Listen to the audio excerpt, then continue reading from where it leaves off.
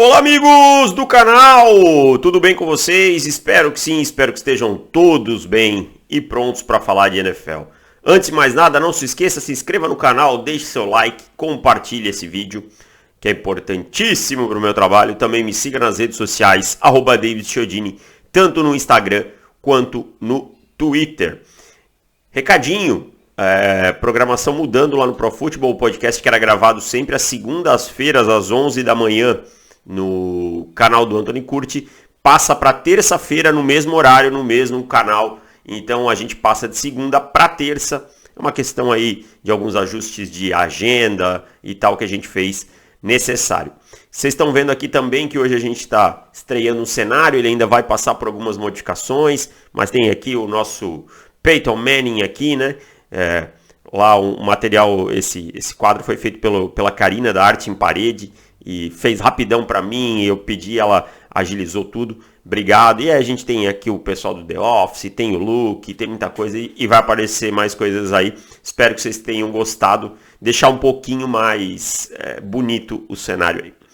Mas vamos falar do Reações à Rodada, para você que está chegando agora. O Reações à Rodada, ele não é uma opinião definitiva sobre cada partida ou uma análise mais profunda, ele é uma reação mesmo, um pontinho sobre cada partida do domingo, né? O jogo de quinta-feira já está coberto, né? Já tem vídeo aí na sexta-feira, e o jogo de segunda-feira também tem sempre vídeo na terça-feira.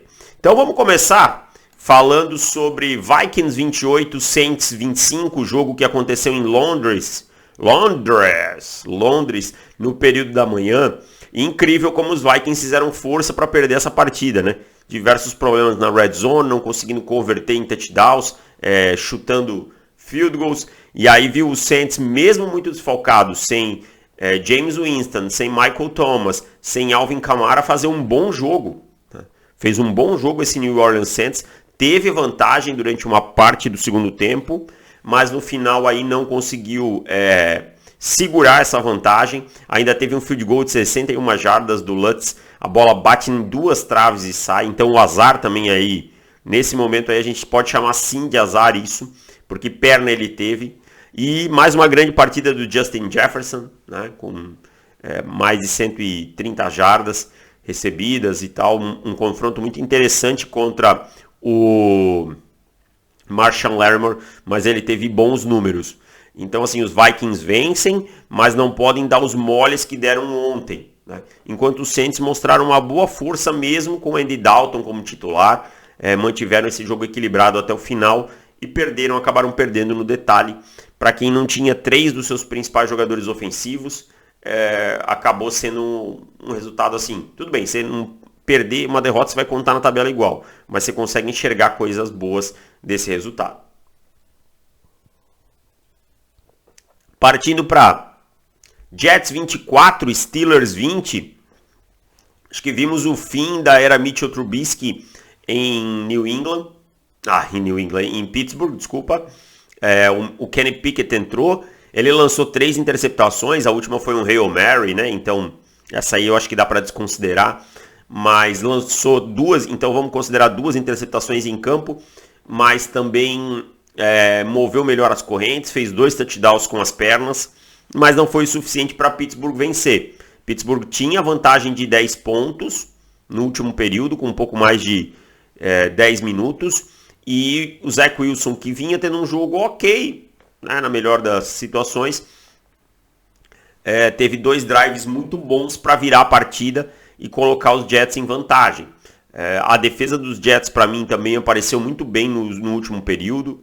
O CJ Mosley com um bom jogo e uma virada importante para os Jets aí, a segunda virada dos Jets na temporada, né?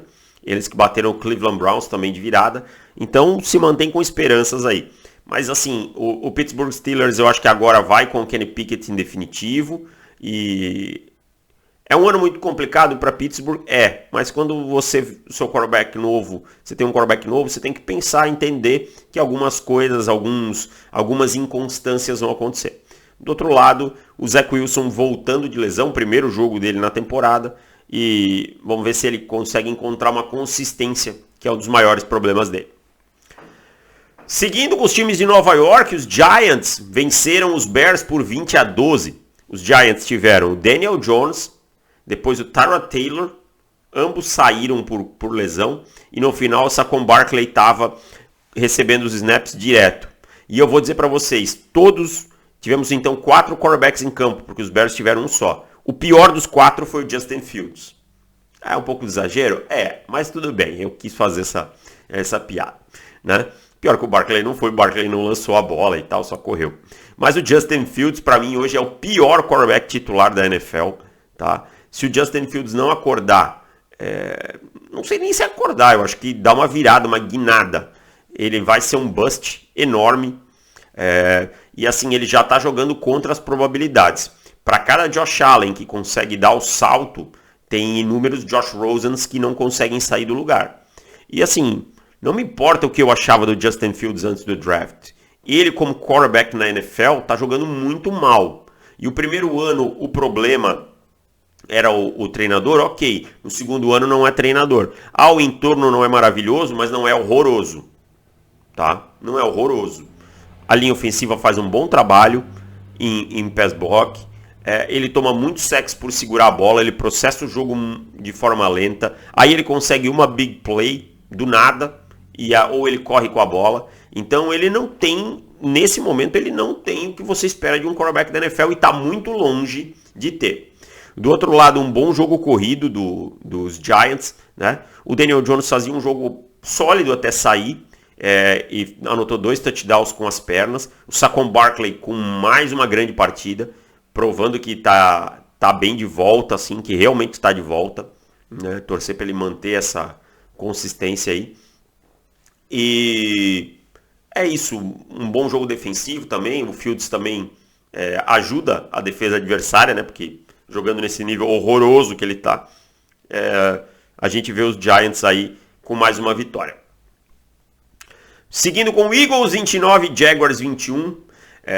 Olha, esse jogo começou 14-0 para os Jaguars, né? Mas aí a defesa dos Eagles resolveu acordar. Teve uma interceptação do Jalen Hurts retornada pelo Andre Cisco. E aí acordou, o Hassan Reddick jogou demais, né? A defesa apareceu. 21 dos pontos dos 29 dos Jaguars vieram após turnovers. 20 ou 21, agora não lembro.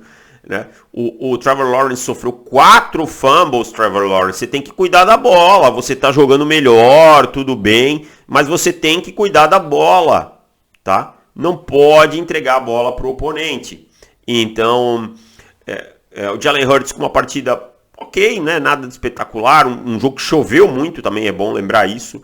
Choveu muito. O A.J. Brown apareceu bem. Mas o destaque ofensivo fica pro Miles Sanders. O Miles Sanders com mais de 120 jardas terrestres, correndo muito bem com a bola. O Kenneth Gainwell também apareceu para anotar touchdown.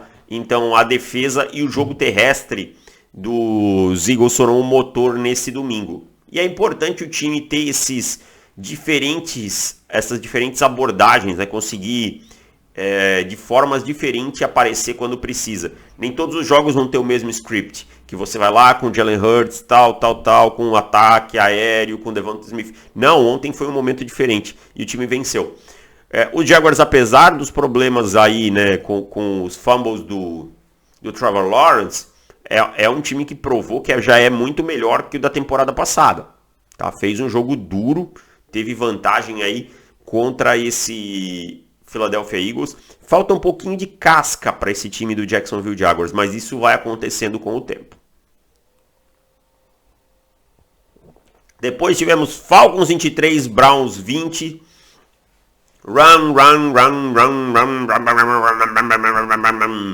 Era um jogo de corrida. Que 2 QBs medíocres, que são o Jacob Brissett e Marcus Mariota. E medíocres no sentido de médios para baixo mesmo. Talvez medíocre, talvez até seja muito bom para eles como passadores. Mas são caras que contribuem com as pernas.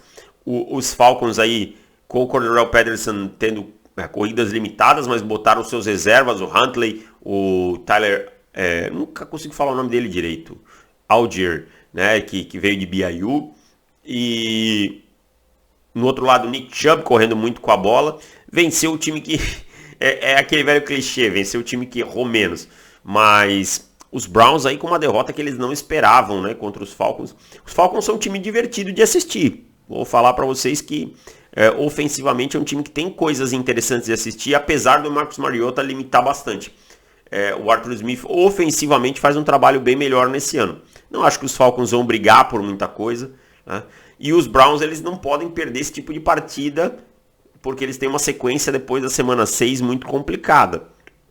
Então os Browns perderam para Jets e Falcons, que é 2 jogos que se imaginava que eles vencessem. Mas um jogo assim, meio modorrento, para falar a verdade. Em alguns momentos assim, teve alguns momentos meio ruins. Os Browns precisam melhorar na red zone também para vencer esse tipo de partida. Seattle Seahawks 48, Lions 45, essa é a famosa peladaça do bem, aquela peladaça de melhor qualidade, tiroteio de um lado pro outro, Jared Goff, Geno Smith, meu Deus do céu, em que mundo eu tô, e touchdown pra lá, touchdown pra cá, mas venceu aí, o Rashad Penny apareceu muito bem no jogo, o DK Metcalf muito bem no jogo, os Lions tentaram correr, mas os Lions perdem esses jogos por pouco, né? Perdem esses jogos por pouco. Falou muito sobre as 2 defesas dessa partida. Os Lions, a gente já sabia que tinham muitos problemas defensivos. Os Seahawks também têm os seus problemas, né? E os ataques que não são brilhantes, com quarterbacks que não são brilhantes, explodindo, né? Pra gente ter ideia, os Lions eles não tinham o DJ Chark, o Amon-Ra St. Brown e o DeAndre Swift. E mesmo assim anotaram 45 pontos. Enquanto do outro lado você tem o Geno Smith como quarterback, não é normal você anotar 48. Então a famosa peladaça do bem, divertida, vale a pena ver o tape desse jogo, e 2 times que assim não almejam para mim muita coisa, no máximo aí se tudo desse certo brigar por um wild card, mas acho improvável para ambos, mas um jogo bom, né? E esses são jogos para esses times que não tem tantas pretensões, para que eles coloquem seu time de scout interno, né? Pro Scout, olhe, avalie muito, os treinadores também, onde o time está falhando e tal, para se preparar para a temporada que vem. Vale muito. Batalha na AFC South, Titans 24, Colts 17. Olha, os Colts me preocupam muito, apesar da vitória contra os Chiefs. Eu fiz aquele jogo e falei, não foi um bom jogo ofensivo. E de novo, ontem, o Jonathan Taylor teve menos de 50 jardas, a defesa dos Titans apareceu muito bem, Denico Autry com um grande jogo, e do outro lado, ontem, o Derrick Henry aparecendo, correndo com a bola, sendo usado nos screens, em passes muito rápidos, né? O Ryan Tannehill ontem com um pouco mais de timing, conseguindo soltar a bola mais rápido. Então, uma boa vitória dos Titans, muito importante, um 2-2 aí, voltando, né, na briga na divisão e ganhando dos Colts, que é um adversário direto. Então, um jogo... Primeiro tempo defensivo dos Titans foi muito bem. O Matt Ryan sofreu 2 fumbles ontem de novo. E não tá legal esse ataque dos Colts. O Shaquille Leonard, ex-Darius, saiu com uma concussão, ele que estreou na temporada ontem. Então as coisas não estão legais nos Colts. Mas mérito dos Titans, os Titans vão voltando à briga. O Mike Vrabel é um treinador que vai conseguindo reagrupar o seu time. Eu até acho que taticamente, em alguns pontos, ele deixa algo a desejar. Mas ele é um cara que tem muito controle do seu grupo. O time joga muito por ele. Então é isso. Derrick Henry aparecendo. A fórmula do time voltando a funcionar. Chargers 34, Texans 24. Olha, é incrível como os Chargers gostam de dar emoção nas coisas de maneira desnecessária.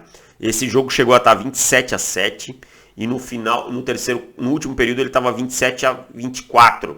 Aí o Justin Herbert apareceu, fechou o jogo, mas esse time precisa fechar os jogos antes, especialmente contra adversários mais frágeis como os Texans.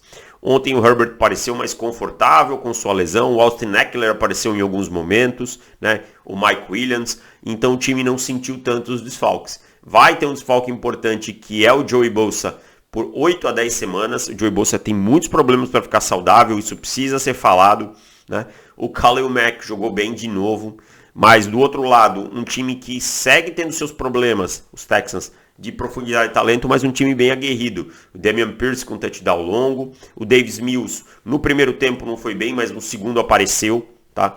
Fez uma partida sólida. Então, é isso. os Texans têm muitas limitações. É até muito complicado você falar, o fulano de tal e tal. O Davis Mills, por exemplo, eu acho ele fraco. Mas será que com um time um pouquinho melhor ao redor, alguma coisa melhor não podia aparecer? É muito complicado você avaliar quando tudo é muito ruim, né? E os Texans são. Então, é isso. Uma boa vitória dos Chargers se colocando na briga, mas esse time precisa ficar, antes de mais nada, saudável. Isso que importa.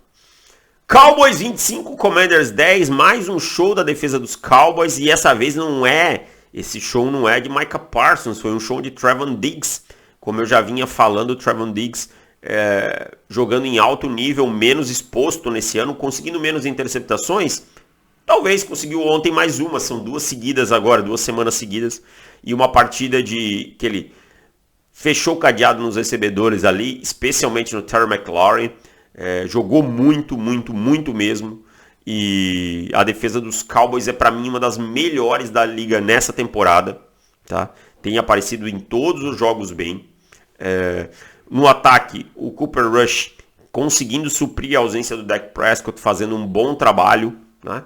O Kellen Moore deu uma acordada para a vida, montou um ataque mais criativo. E a gente está vendo aí, ontem teve a volta do Michael Gallup, o CeeDee Lamb jogando bem ontem. Então, assim, os Cowboys estão 3-1, tá? Daqui 2 semanas eles enfrentam os Eagles. É impossível vencer os Eagles? Impossível não é. Possivelmente vai ter o Dak Prescott de volta, né, que é uma coisa importante. Eu não sei se o Dak volta contra os Rams na semana 5 ou na semana 6 contra os Eagles. De verdade, eu seguraria até a semana 6, porque eu acho que você não precisa apressar o seu quarterback nessa situação com um time com 3 vitórias. Tá? O cara tirou pinos da mão e coisa. Mas também não sou médico também para ficar dando tanta opinião, né? Então fica quieto aí, Davis. E é isso. Os Cowboys se mantêm vivos. Os Commanders é aquilo que eu já falei, né? Time com prazo de validade expirado. Ron Rivera, Carson Wentz, esse tipo de coisa. É um time que não engrena. Buffalo Bills 23. Baltimore Ravens 20, esse jogo chegou a estar 20-3 para o Baltimore Ravens no primeiro tempo. Os Bills com turnovers, uma interceptação do Josh Allen, um fumble, acho que foi do Singletary, e os Ravens passando o carro no primeiro tempo, se aproveitando disso. Um jogo também que eu não esperava assim que começasse num ritmo tão alto, com uma diferença de um time para o outro, mas depois Baltimore parou, não conseguiu engatar. O Lamar conectou alguns passos. Os recebedores de Baltimore ontem não apareceram, tá? Não apareceram para o jogo no geral. Vai ter um ou outro lance do fulano, do ciclano, mas faltou muito. Enquanto do outro lado, o Stephon Diggs chamou a responsabilidade, o Josh Allen conseguiu conectar com ele, e Buffalo mostrou muita força mental ontem, né? Para voltar para essa partida. O Jordan Poyer teve uma grande partida na defesa. No final estava 20-20, era uma 4-4 ou 3 para o gol, não vamos saber de cabeça, e o John Harbaugh preferiu tentar converter o touchdown, e aí o Lamar lançou a bola na endzone e acabou sendo uma interceptação. Foi pressionado primeiro, e aí lançou a bola na endzone que acabou sendo uma interceptação. Eu até consigo entender você ir para a tentativa de touchdown. Eu consigo entender. Eu não faria, eu teria chutado o field goal. Mas eu entendo a filosofia do Harbaugh. Não é a primeira vez e não vai ser a última. Até aí tudo bem. Agora, a jogada, como ela se desenhou, como tudo saiu um pouco apressado, o Lamar pressionado acabou tendo que jogar a bola na end zone. E a interceptação, ela deu 17 jardas para os Bills de graça. Tá? Porque aí os Bills começaram a bola na linha de 20. Em vez da linha de 3. A ideia do Harbaugh claramente era, ok, se não convertermos, eles vão começar com as costas na parede. Né? E aí eu posso forçar, quem sabe, um punt e ter a bola de novo. Não foi o que aconteceu. E aí no final, já que sem timeout, o Odafe cometeu uma gafe enorme, porque era para deixar entrar na endzone. Tava todo mundo abrindo para deixar o Singletary entrar na endzone, e o Odafe foi lá e tacleou ele. E aí os Bills gastaram o relógio para até chutar o field goal, né? Que a distância era muito menor com o extra point, para vencer o jogo. Mas um bom jogo, assim, um jogo de duas equipes de alto nível. Agora, fica aí os Ravens com essa questão, né? Precisam definir os seus jogos. Não podem tomar viradas como essa quando tem vantagem, já é a segunda. Né? O mesmo aconteceu contra o Miami Dolphins. Do outro lado, um Bills que mostra porque é possivelmente o time mais forte da liga. Não acho que seja que os Ravens estão com um problemão, não sei o que. Calma lá, eu acho que precisam corrigir esse ponto. Né? Mas perder para os Bills não é nada normal. Então eu acho que o que Baltimore precisa é conseguir encontrar uma maneira de fechar essas partidas. Passando para os jogos da tarde, do fim da tarde, Cardinals 26, Panthers 16, um bom jogo defensivo. Né? Ontem a defesa dos Cardinals apareceu de forma legal. A defesa dos Panthers a gente também sabe que é boa. Porém, do outro lado, o Baker Mayfield está abaixo da linha de Baker. Né? A linha de Baker foi sepultada, entregando muito pouco como quarterback titular do Carolina Panthers. O Matt Rhule também é um treinador horroroso, né? E agora é uma vitória e 26 derrotas quando o time adversário chega a 17 pontos. O ataque dos Panthers não sai do lugar. Isso, como eu disse, passou também pelo bom trabalho defensivo dos Cardinals, passou, mas falta muita coisa nesse ataque. Do outro lado, o Kyler Murray não teve um jogo espetacular, mas foi um bom, tirando a sua interceptação, teve um bom jogo, né? Teve uma partida interessante. E os Cardinals são um time que não me empolga, mas é melhor, muito melhor que os Panthers, porque tem mais talento. E assim, o Matt Rhule consegue fazer o Cliff Kingsbury parecer um bom treinador. Então, isso acho que fala muito sobre o que eu acho do Kingsbury. Do Rhule, desculpa.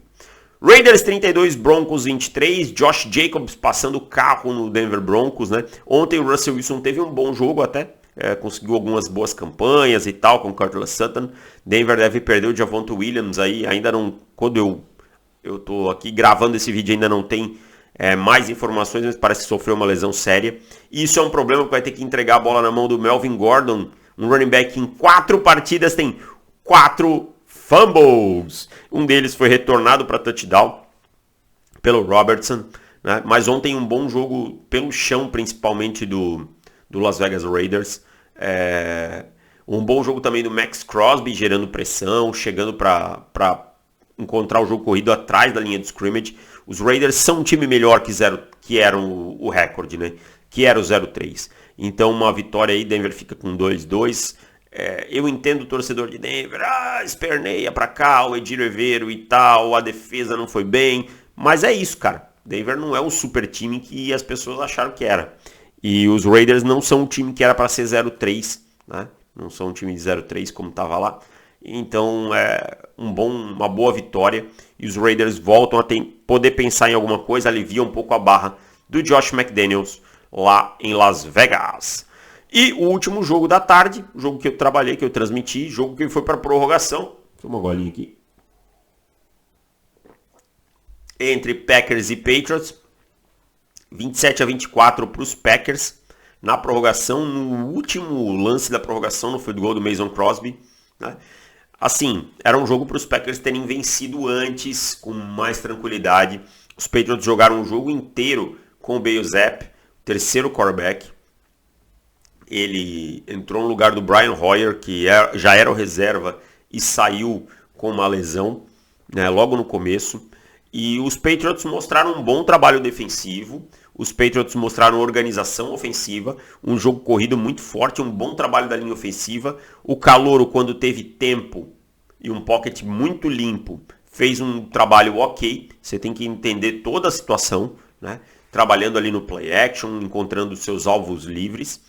Não é um jogador espetacular, mas fez seu feijão com arroz. Agora os Packers, com um primeiro tempo defensivo bom e um segundo tempo horroroso defensivo, cedendo as corridas, o Joe Barry não fazendo ajustes, deixando o time ficar lá atrás com 2 safeties e tomando corrida atrás de corrida. Não entendi a estratégia no segundo tempo. E no ataque, o contrário. O primeiro tempo muito ruim, especialmente do Aaron Rodgers com seus recebedores. O jogo corrido ainda fluiu um pouco com o Aaron Jones, mas o Aaron Rodgers lançou uma pick six. O Aaron Rodgers tem 3 interceptações na temporada Ano passado inteiro ele teve 4. O Jack Jones, né? Quem retornou, fazendo uma boa partida do calouro, tá? Levando a bola para endzone. E assim, no segundo tempo o Rodgers conseguiu encontrar melhor um ritmo, mas aí teve drop na endzone do Romeo Doubs, teve problema de rota corrida errada, que ele fez sinal que estava claramente ele num lugar e o recebedor no outro.